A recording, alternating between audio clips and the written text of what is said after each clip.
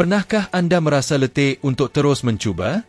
Pernahkah Anda sampai ke satu titik di mana semua yang Anda percayai sedang runtuh di depan mata Anda? Rasanya seperti Anda telah meletakkan seluruh hati Anda ke dalam sesuatu.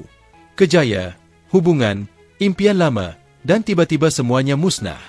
Kemudian datang perasaan pahit kegagalan, kesepian, seolah-olah Anda berada sendirian di tengah-tengah kekacauan. Pernahkah Anda melihat sekeliling dan merasakan semua orang sedang berjaya, kecuali Anda? Rasanya seperti pintu terbuka untuk semua orang, kecuali Anda, dan muncul keraguan. Adakah Tuhan benar-benar bersama saya? Hakikatnya, ramai orang merasakan perkara yang sama. Perasaan berada di dasar jurang, di tempat yang gelap, di mana suara-suara motivasi terhenti dan yang tinggal hanya keheningan yang memekakan telinga. Tetapi, bagaimana jika saya memberitahu Anda bahawa sebenarnya dalam keheningan skim Tuhan paling bekerja? Kerana keheningan Tuhan bukanlah ketiadaan. Kadang-kadang, keheningan adalah persiapan. Kadang-kadang, Dia sedang membina sesuatu yang belum dapat dilihat oleh mata Anda. Skim sebabnya Anda masih belum faham. Fikirkan tentang Yusuf. Dia dikhianati oleh saudara-saudaranya sendiri, dibuang ke dalam perigi, dijual sebagai hamba, dituduh dengan tidak adil dan dipenjarakan. Bertahun-tahun dia dilupakan, diperlakukan seolah-olah tidak wujud. Bertahun-tahun. Bukan hari, bukan minggu, tetapi tahun. Boleh Anda bayangkan sakitnya merasa dihapuskan dari sejarah sendiri?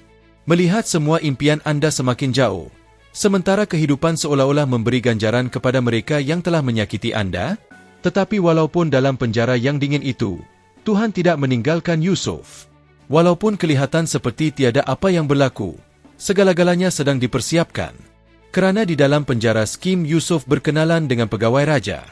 Dan melalui hubungan itu, Tuhan membawanya ke istana. Apa yang kelihatan seperti penghujung sebenarnya adalah permulaan dari sesuatu yang tiada siapa yang boleh jangka. Tuhan sedang membina di dalam yang tidak kelihatan. Mungkin hari ini Anda sedang melalui penjara Anda. Mungkin ia bukan tempat fizikal, tetapi keadaan jiwa. Fasa yang tiada siapa yang faham. Kesakitan yang tiada siapa yang nampak. Mungkin Anda sedang melalui kesedihan yang diam, sebuah kehilangan yang belum sempat Anda terima, atau rasa malu dengan kesilapan yang masih menghantui Anda, atau mungkin juga kekecewaan kerana memberikan yang terbaik, namun rasanya tidak pernah cukup. Tetapi izinkan saya memberitahu Anda sesuatu. Tuhan masih ada di sini. Alkitab menunjukkan kepada kita bahawa Tuhan tidak pernah menggunakan jalan pintas yang digunakan oleh dunia. Dia tidak memilih mereka yang sudah berkebolehan. Dia memberkati mereka yang dipilihnya. Dan seringkali, Dia membenarkan kita melalui lembah-lembah supaya kita dapat melihat bahawa kekuatan bukan datang dari kita, tetapi darinya. Kerana apabila segala-galanya yang Anda ada adalah Tuhan, Anda akan menyedari bahawa Tuhan adalah segala yang Anda perlukan. Di sinilah, apabila kekuatan kita habis, kekuatannya mula menyokong kita. Di sini, iman kita berubah dari sekadar teori kepada pengalaman. Di sini, keajaiban mula mengambil bentuk, bukan dengan bunga api, tetapi dengan ketekunan di hari-hari biasa. Dengan air mata yang tersembunyi yang menjadi benih. Dengan doa yang berbisik di tengah malam yang menggerakkan langit. Dan tahu apa yang paling indah dari semua ini? Tuhan mengenali Anda. Dia tahu dengan tepat di mana ia sakit. Dia tidak terkejut dengan persoalan Anda. Dan tidak menjauh dari saat-saat kelemahan Anda. Sebaliknya, Dia mendekati. Dia masuk ke dalam kesakitan Anda. Dia menyokong Anda ketika Anda sudah tidak mampu berjalan. Pernahkah Anda sedar bahawa kadang-kadang bantuan datang dari tempat yang tidak dijangka? Seperti pelukan yang tidak disangka, mesej yang sampai tepat pada waktunya, sebuah video seperti ini? Tiada semua ini yang terjadi secara kebetulan. Itu adalah Tuhan yang berkata, "Saya masih di sini." Sekarang tarik nafas panjang. Ingatkan kembali masa-masa di mana Anda fikir Anda tidak akan bertahan, tetapi Anda bertahan. Masa yang Anda rasa tidak akan mampu, tetapi Anda mampu. Itu bukan kekuatan Anda. Itu adalah rahmat. Itu adalah Tuhan. Dia sedang membentuk Anda sementara Anda berfikir bahawa Anda sedang dilupakan. Dia sedang menyediakan jalan-jalan sementara Anda hanya melihat tembok. Dan tahu apa lagi?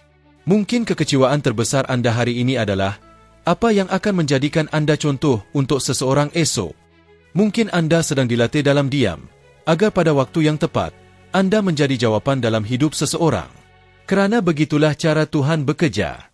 Dia mengubah kesakitan menjadi tujuan, air mata menjadi warisan, luka menjadi kesaksian. Jadi sebelum berkata saya menyerah, fikirkan jika Anda tidak berada satu langkah lagi dari apa yang Tuhan janjikan.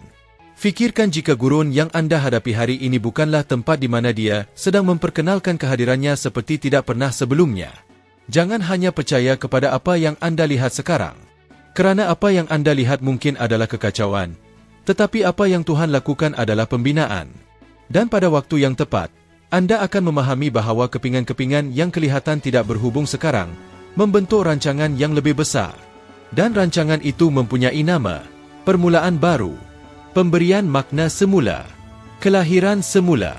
Dan kemudian, apabila hari itu tiba dan ia akan tiba, Anda akan menoleh ke belakang dan berkata, semuanya berbaloi kerana tidak menyerah. Kerana di sanalah, di tempat kesakitan terbesar Anda, Tuhan menulis permulaan mujizat terbesar Anda. Menunggu itu meletihkan, bukan?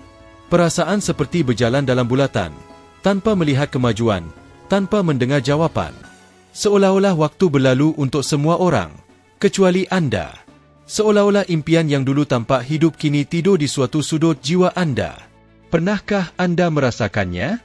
Melihat hidup orang lain maju, melihat orang lain mencapai apa yang Anda inginkan, sementara Anda tetap di sana, berdiri, menunggu sesuatu yang Anda tidak tahu akan terjadi?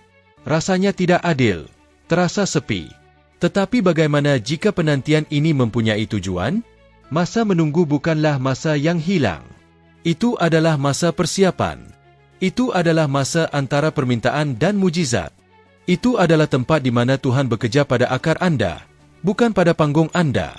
Kerana Tuhan lebih peduli dengan siapa Anda sedang menjadi, daripada apa yang akan Anda capai. Dia tahu bahawa berkat tanpa kematangan boleh menjadi beban. Oleh itu, Dia melatih Anda dahulu, walaupun Anda belum memahaminya. Ingatlah Yesus, Anak Tuhan. Seluruh langit tahu siapa Dia. Tetapi walaupun begitu, Dia menghabiskan 30 tahun dalam ketidakdikenalan. 30 tahun menjadi anak seorang tukang kayu. 30 tahun membantu Yusuf dengan kayu, paku, dan tukul. 30 tahun hidup seperti manusia lain, tanpa surutan, tanpa penonton, tanpa pengiktirafan. Mengapa begitu? Kerana bahkan penyelamat perlu melalui masa persiapan.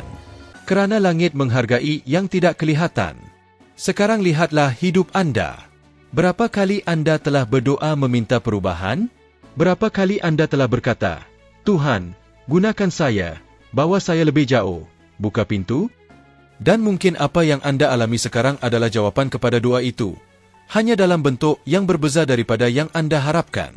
Kerana kadang-kadang, jawapannya datang sebagai keheningan, sebagai musim di mana segala-galanya tampak berhenti, tetapi watak Anda sedang dibentuk. Iman Anda sedang disucikan. Anda sedang dibentuk untuk sesuatu yang lebih besar. Ingatkah Anda tentang Daud? Sebelum dilantik menjadi raja, dia menjaga kambing. Tidak ada kehormatan dalam pekerjaan itu. Tiada siapa yang melihatnya. Tetapi di padang itu, sendirian, dia belajar untuk bertempur. Di situlah dia menghadapi singa dan beruang. Di situlah dia membangun keberanian yang membantunya mengalahkan Goliat. Dan yang lebih menakjubkan, ketika Samuel pergi ke rumah Isai untuk melantik raja baru, Daud tidak dipanggil. Dia dilupakan oleh keluarganya sendiri. Tetapi Tuhan tidak melupakan. Tuhan melihat apa yang tidak dilihat oleh orang lain. Dan pada masa yang tepat, Daud ditinggikan di hadapan semua yang telah mengabaikannya. Mungkin Anda sedang berada di padang itu hari ini, melakukan pekerjaan yang tidak dihargai, melayani di tempat yang tidak dikenali, berjuang dalam perkahwinan yang tidak orang lain fahami, memberikan perhatian kepada anak yang tidak mengucapkan terima kasih, bekerja dengan jujur sementara orang lain kelihatan berjaya dengan penipuan. Dan di padang itu, Anda mungkin sedang bertanya, adakah ini berbaloi? Ya, kerana padang itu adalah sekolah raja-raja. Di situlah Tuhan melihat bagaimana Anda menjaga perkara kecil, sebelum Dia memberikan perkara yang lebih besar. Di situlah Dia menguji kesetiaan Anda, hati Anda, kerendahan hati Anda. Kerana apabila masa untuk dinaikkan tiba, Dan ia pasti akan tiba. Tidak akan ada yang dapat menjatuhkanmu, kerana kamu akan mempunyai akar yang dalam. Dan ini adalah satu kebenaran yang keras tetapi perlu. Tidak semua keliwatan itu datang dari musuh. Kadang-kadang, keliwatan itu adalah perlindungan. Ia adalah Tuhan yang berkata, "Belum sekarang. Kamu belum bersedia. Saya masih perlu mengajar kamu sesuatu." Dan jika kamu cukup sensitif untuk memahami ini, kamu akan sedar bahawa walaupun hari-hari yang paling sunyi sebenarnya adalah hari-hari yang paling produktif untuk kehidupan yang kekal. Mahu contoh hari ini? Fikirkan tentang kehidupan J.K. Rowling. Sebelum Harry Potter menjadi fenomena, dia adalah seorang ibu tunggal yang hidup dengan kesulitan kewangan, ditolak oleh banyak penerbit. Dia boleh saja menyerah, tetapi dia menggunakan masa yang ada untuk menulis, berusaha, dan berkembang. Apabila akhirnya tiba masanya, dia sudah bersedia, dan dia mengubah dunia kesusasteraan. Dan kamu, bagaimana kamu menggunakan masa penantianmu? Adakah kamu merungut, membandingkan diri, atau menyerah pada keletihan? Atau adakah kamu menggunakan masa itu untuk mendalami, untuk menyelaraskan dirimu dengan Tuhan, untuk menguatkan imanmu? Mungkin sudah tiba masanya untuk menukar soalanmu. Daripada bertanya mengapa ia mengambil masa, tanyakan apa yang Tuhan mahu ajar saya di sini. Kerana ini adalah kunci yang mengubah padang pasir menjadi bilik darjah. Dan jika saya boleh mencadangkan satu cabaran, ini dia. Selama 30 hari akan datang, sebaik sahaja bangun, sebelum merungut atau mengambil telefon, doakan satu frasa yang ringkas. Tuhan, tunjukkan apa yang Tuhan mahu bangunkan dalam diri saya hari ini. Itu sahaja. Setiap hari. Lakukan ini dengan ikhlas. Dan lihatlah bagaimana pandanganmu berubah. Bagaimana sikapmu akan berubah. Kerana apabila kamu memahami bahawa masa penantian itu adalah suci, kamu berhenti melawan masa itu dan mula berkembang di dalamnya. Dan akhirnya, apabila kamu menoleh ke belakang, kamu akan bersyukur untuk setiap detik perjalanan ini. Kerana kamu akan sedar bahawa penantian itu bukanlah menangguhkan hidupmu. Ia menyelamatkanmu. Ia menguatkanmu. Ia mempersiapkanmu untuk sesuatu yang kamu tidak pernah bayangkan mampu untuk alami. Dan apabila masa yang tepat tiba, Tuhan akan meletakkanmu tepat di tempat yang sepatutnya. Dan tiada siapa yang dapat mengatakan itu adalah nasib. Kerana itu adalah kesetiaan. Itu adalah proses. Itu adalah Tuhan. Ada hari-hari yang kita rasa tidak mampu lagi. Kamu bangun dengan rasa letih, seolah-olah telah berjuang sepanjang malam dengan pemikiran yang tiada siapa yang fahami. Berjalan di dalam rumah seolah-olah dalam mod automatik. Senyum untuk tidak membimbangkan orang lain. Tetapi dalam hati, kamu hancur. Pernahkah kamu rasa seperti menjerit, tetapi tiada siapa yang mendengar?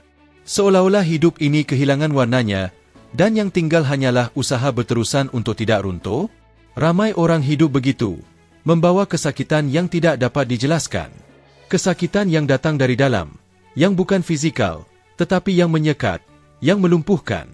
Dan pada saat-saat ini, musuh berbisik di telinga, kamu tidak akan keluar dari ini. Lebih baik berhenti. Tetapi dengar baik-baik, kesakitan bukanlah pengakhiran. Sebenarnya, ia boleh menjadi permulaan sesuatu yang baru. Yesus, anak Tuhan sendiri, melalui kesakitan. Dia merasai kesedihan. Di Taman Getsemani, dia berpeluh darah. Dia berdoa kepada Bapa agar jika mungkin, menjauhkan cawan itu darinya. Tetapi dia tidak menyerah. Dia menghadapi salib.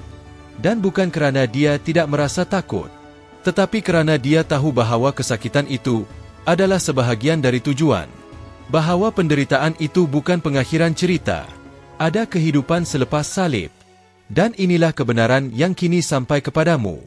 Kamu mungkin sedang melalui Getsemanimu sekarang. Fasa di mana tiada siapa yang memahami kamu. Di mana semuanya sakit. Di mana impian-impian kelihatan telah mati. Tetapi salib bukanlah pengakhiran bagi Yesus. Dan apa yang kamu hadapi sekarang juga bukan pengakhiran bagi kamu. Mungkin kamu tidak faham sekarang. Mungkin jiwamu hanya mahu berehat. Tetapi peganglah dengan kuat. Kerana Tuhan tidak membazirkan kesakitan. Kadang-kadang kita fikir bahawa iman adalah hidup dengan senyuman. Bahawa ia adalah bangun penuh semangat, mendeklarasikan kemenangan dan menuai keajaiban. Tetapi iman yang sebenar adalah terus berdoa walaupun tanpa jawapan. Adalah bangun dari katil walaupun tanpa tenaga. Adalah percaya bahawa Tuhan sedang melakukan sesuatu, walaupun semuanya kelihatan terhenti. Skim iman. Skim keberanian. Adakah anda perasan bahawa orang yang paling bijak, yang paling mendalam, yang paling sensitif biasanya adalah mereka yang telah melalui penderitaan yang besar? Kesakitan, apabila diserahkan ke tangan Tuhan, berubah menjadi penyembuhan, menjadi belas kasihan, menjadi kekuatan, menjadi saksi. Mungkin hari ini anda sedang meratap sesuatu yang bukan mati, tetapi berubah. Sebuah persahabatan yang semakin jauh. Sebuah perkahwinan yang semakin dingin. Sebuah pekerjaan yang telah menyakiti anda. Sebuah kehidupan yang anda impikan, tetapi tidak terjadi. Semua itu menyakitkan, kerana kita idealisasikan. Kita serahkan diri. Kita menunggu. Tetapi kadangkala, apa yang kita inginkan sangat itu mungkin akan menghancurkan kita jika Tuhan mengizinkannya. Dia melihat apa yang tidak anda lihat. Dan skim sebabnya, dia tidak membebaskan anda dari kesakitan, tetapi dia membebaskan anda di tengah-tengahnya. Dia memegang tangan anda. Dia memberi kekuatan untuk anda teruskan. Dia mengira setiap air mata anda satu persatu. Dia mengubah tangisan anda menjadi benih. Dan suatu hari nanti, anda akan menuai. Tahu kenapa anda masih di sini? Kerana ada sesuatu yang lebih besar daripada kesakitan ini. Ada tujuan lebih daripada apa yang anda rasakan sekarang. Dan walaupun hari ini anda tidak dapat melihatnya, itu tidak bermakna ia tidak sedang berlaku. Ia seperti sebuah benih yang ditanam. Prosesnya gelap, sunyi, tidak kelihatan. Tetapi di sana, dalam yang tersembunyi, kehidupan mula tumbuh. Ingatkah anda kepada Nelson Mandela? 27 tahun dipenjarakan. 27. Dia boleh sahaja keluar dalam keadaan hancur, penuh kebencian, ingin membalas dendam. Tetapi dia memilih untuk memaafkan. Memilih untuk mengubah penderitaan menjadi perjuangan. Penjara tidak membataskan dia. Ia mempersiapkannya. Penderitaan membentuk dia. Dan skim sebabnya, dia melangkah lebih jauh daripada kesakitan. Dia menjadi simbol ketahanan, perdamaian, dan rekonsiliasi. Anda juga boleh melangkah lebih jauh daripada kesakitan. Anda tidak perlu berpura-pura bahawa anda baik-baik saja. Tetapi anda juga tidak perlu membiarkan kesakitan mendefinisikan siapa anda. Kerana itu bukan identiti anda. Itu adalah sebuah fasa, sebuah proses, sebuah perjalanan. Tuhan tidak mengharapkan anda untuk kuat sepanjang masa. Dia hanya mahu anda tidak berputus asa. Bahawa walaupun lemah, anda berkata, saya masih percaya. Bahawa walaupun menangis, anda berdoa, pegang saya, Tuhan. Bahawa walaupun letih, anda teruskan. Kerana mereka yang teruskan, sampai. Mereka yang bertahan, berkembang. Mereka yang bertahan, menjadi saksi. Dan anda akan menjadi saksi. Anda akan melihat lembah ini dan berkata, ia suka. Ia menyakitkan. Tetapi di situlah saya benar-benar mengenali Tuhan. Kerana Tuhan dalam Alkitab bukanlah sebuah konsep. Dia adalah nyata. Dia hadir dalam penderitaan. Dia hadir dalam kesakitan. Dia mengubah yang hancur menjadi penyembuhan. Dan dia sedang melakukannya sekarang. Ketika anda mendengar pesan ini, kerana kesakitan yang anda tanggung hari ini, itu bukanlah akhir. Itu adalah titik permulaan. Itu adalah tanah subur di mana keajaiban akan tumbuh. Di sanalah Tuhan akan mendedahkan siapa anda sebenarnya. Dan siapa dia dalam diri anda. Berapa kali anda sudah fikir bahawa tidak ada lagi jalan keluar? Bahawa anda sudah mencuba segalanya? Berdoa, berpuasa, menunggu dan tiada perubahan? Rasanya seperti kehidupan tersekat dalam bab yang buruk. Dan anda tidak dapat membalikan halaman. Mungkin anda berada pada titik di mana anda rasa tiada apa yang anda lakukan mencukupi. Beratnya kekecewaan semakin bertambah. Rasa malu untuk menjelaskan pada keluarga dan rakan-rakan mengapa belum berjaya mula membungkam anda. Dan datanglah keraguan. Adakah ini benar-benar cerita saya? Adakah masih ada sesuatu yang menanti saya? Atau adakah waktu saya telah berlalu? Tetapi saya mahu mengingatkan anda sebuah kebenaran yang dapat mengubah segalanya. Tuhan masih menulis cerita yang mustahil. Dia tidak terhad dengan statistik, diagnosis, akaun bank atau pendapat orang lain. Apabila dia memutuskan untuk bertindak, dia mengubah kubur menjadi pentas keajaiban. Dan sebab skim anda masih di sini, kerana masih ada cerita untuk dijalani. Masih ada janji yang perlu dipenuhi. Ingatkah anda kepada Lazarus? Sudah 4 hari dia meninggal. 4. Ini bukanlah kesilapan kiraan. Ini disengajakan. Ia cukup masa untuk semua orang percaya bahawa sudah terlambat. Harapan telah mati. Tetapi Yesus muncul apabila semua orang sudah menyerah. Dan tahu apa yang dia lakukan? Dia tidak menyentuh mayat itu. Dia tidak membuka kubur itu. Dia hanya memanggil, Lazarus, keluarlah. Dan apa yang mati itu, hidup. Pernahkah anda merasa seperti Lazarus? Terkurung dalam kubur emosi? Mati di dalam? Dengan iman yang padam, impian yang terkubur, dan motivasi yang hilang? Pernahkah anda merasa bahawa apa yang anda bawa di dalam diri anda sudah tamat tempuhnya? Bahawa tiada siapa lagi yang mempercayai anda? Tetapi bagaimana jika hari ini, Yesus sedang memanggil anda juga? Bagaimana jika dia sedang berkata, "Hei, kamu di sana, keluar. Cerita hidupmu belum berakhir." Kerana Tuhan tidak memerlukan banyak untuk memulakan sesuatu yang baru. Sebenarnya, dia adalah pakar dalam permulaan yang tiada siapa yang menjangkakan. Dia mengambil apa yang dunia telah buang dan mengubahnya menjadi karya seni. Dia mengangkat yang jatuh, menyembuhkan yang patah, mengangkat yang dilupakan. Dan dia melakukannya kerana kasihnya. Kasih tanpa batas. Kasih meskipun anda ragu, meskipun anda gagal, meskipun anda menjauh. Anda mungkin tidak lagi mempercayai diri sendiri, tetapi dia percaya. Dia tahu potensi yang ada di dalam diri anda, meskipun anda hanya melihat serpihan. Dia tahu seluruh cerita hidupmu. Dia tahu apa yang terjadi di balik senyuman yang dipaksakan. Dia tahu tentang malam-malam di mana anda menangis tanpa suara. Dia tahu kekuatan yang anda perlukan untuk sekadar teruskan. Dan sekarang, dia berkata, ia tidak berakhir di sini. Tidak kira sejauh mana anda telah pergi, berapa banyak kesalahan yang telah anda buat, berapa kali anda merasa tidak cukup. Tuhan masih mempunyai cerita untuk ditulis bersama anda. Dan bahagian baru ini tidak akan menjadi pengulangan yang lama. Ia akan menjadi sesuatu yang orang lain tidak akan fahami. Ia akan menjadi begitu tidak dijangka, begitu menakjubkan, begitu penebusan, sehingga anda sendiri akan meraguinya sebentar. Tetapi anda akan hidup. Kerana pengarang cerita hidupmu adalah dia yang berkata, sesungguhnya, aku menjadikan segala sesuatu baru. Tahukah anda, bahawa idea yang mengatakan hidupmu sudah mencapai yang terbaik? Lupakan itu. Dengan Tuhan, yang terbaik sentiasa akan datang. Dia tidak membawa anda sampai ke sini untuk meninggalkan anda di tengah jalan. Dia setia untuk menyelesaikan apa yang telah dimulakan. Dan apabila dia selesai dengan karyanya, dia tidak membiarkan ada yang gagal. Dia tidak melangkaui langkah-langkah. Dia melakukan segalanya dengan tujuan. Thomas Edison gagal lebih dari 1000 kali sebelum dia menemui mentol lampu.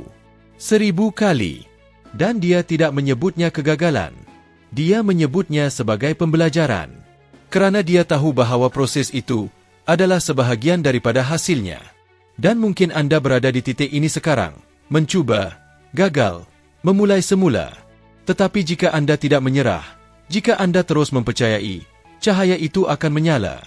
Apa yang kelihatan gelap hari ini akan bersinar. Kerana usaha anda tidak sia-sia. Tuhan melihat setiap langkah, setiap air mata, setiap usaha. Jadi, tolong, jangan tutup buku itu sekarang. Jangan fikir cerita itu sudah selesai. Kerana apabila Tuhan masuk ke dalam cerita itu, dia mengubah setiap bab menjadi penebusan. Bahkan yang terburuk, bahkan yang paling memalukan. Dia tidak menghapuskan apa yang telah terjadi. Dia memberi makna semula. Dia menggunakan apa yang anda anggap sebagai akhir sebagai jambatan menuju permulaan yang mulia. Dan tahukah anda apa lagi? Apabila kemenangan datang, dan ia pasti datang, anda akan memahami mengapa anda perlu menunggu begitu lama. Kerana Tuhan tidak memberi sebarang pengakhiran. Dia memberi anda pengakhiran yang memuliakan namanya. Pengakhiran yang menyembuhkan bukan sahaja anda, tetapi juga mereka yang mendengar kesaksian anda. Anda akan hidup untuk menceritakan kisah itu. Anda akan melihat kembali dan menyedari bahawa lembah itu sebahagian daripada perjalanan. Bahawa keheningan itu mengajar Anda. Bahawa keliwatan itu adalah perlindungan.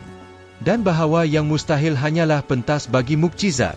Kerana bersama Tuhan, cerita tidak pernah berakhir dalam kekalahan. Ia sentiasa berakhir dalam kebangkitan. Mungkin sekarang, pada saat ini, mata Anda penuh dengan air mata. Mungkin Anda berasa sesak di dada. Kerana semua yang Anda dengar di sini seolah-olah ditulis khusus untuk Anda. Ini bukan kebetulan. Ini bukan secara kebetulan. Ini Tuhan. Dia sedang menyentuh jiwa Anda, mengingatkan bahawa, walaupun dalam kekacauan, walaupun pada hari-hari di mana tiada siapa yang melihat Anda, Dia terus melihat Anda dengan kasih, dengan belas kasihan, dengan tujuan. Anda tidak sampai di sini dengan usaha sendiri. Ada masa-masa di mana Anda mahu menyerah, tetapi sesuatu, atau lebih tepatnya, seseorang memegang Anda. Ada malam-malam di mana Anda ingin menghilang, tetapi Anda bangun keesokan harinya. Ada sakit yang tiada siapa yang melihatnya, tetapi yang telah tercatat di langit. Setiap air mata, setiap hembusan nafas, setiap percubaan, Tuhan telah melihat semuanya. Dan Dia tidak melupakanmu. Skim sebabnya pesan ini sampai kepadamu sekarang. Kerana Dia mengasihimu. Kasih yang tidak bergantung pada apa yang kamu lakukan atau tidak lakukan. Kasih yang tidak mengharapkan kesempurnaan darimu, tetapi menerima kamu apa adanya. Terluka, lelah, habis tenaga. Kasih yang berkata, "Anakku, kembalilah. Aku masih mempunyai janji yang akan dipenuhi dalam hidupmu. Aku masih mempunyai impian yang lebih besar dari impianmu. Aku ingin mengangkatmu, menyembuhkannya, memulihkanmu." Mungkin kamu tidak dapat memahami mengapa semua ini terjadi. Tetapi fahamilah satu hal. Tuhan tidak membuang satu pun kesakitan. Tidak ada yang kamu lalui yang sia-sia. Tidak ada. Bahkan hari-hari terburukmu sekalipun. Kerana Dia akan mengubah setiap luka menjadi kesaksian. Setiap kejatuhan menjadi pertumbuhan. Setiap kehilangan menjadi kelahiran semula. Jadi, walaupun masih terasa sakit, tarik nafas. Walaupun masih gelap, percayalah. Walaupun nampaknya sudah terlambat, tunggulah. Kerana Tuhan masih menulis akhir yang mengejutkan. Dan apabila Dia menulis, Dia menjadikan segala sesuatu baru. Dia mengubah takdir. Dia membangkitkan apa yang telah mati. Dia mengembalikan harapan yang cuba dicuri dunia. Sekarang, tutuplah mata sebentar. Rasakan pelukan tak terlihat ini. Bukan sekadar emosi. Bukan sekadar kata-kata indah. Ini adalah Tuhan sendiri yang menjangkaumu. Mengingatkanmu bahawa kamu tidak pernah sendirian. Dia selalu berada di sana. Dan Dia akan menunjukkan kepadamu bahawa apa yang akan datang jauh lebih baik daripada segala yang telah berlalu. Kamu akan tersenyum dengan tulus. Kamu akan bernyanyi dengan sukacita. Kamu akan bersyukur kerana tidak menyerah. Kerana yang terbaik dari Tuhan belum berlalu. Yang terbaik dari Tuhan baru sahaja bermula.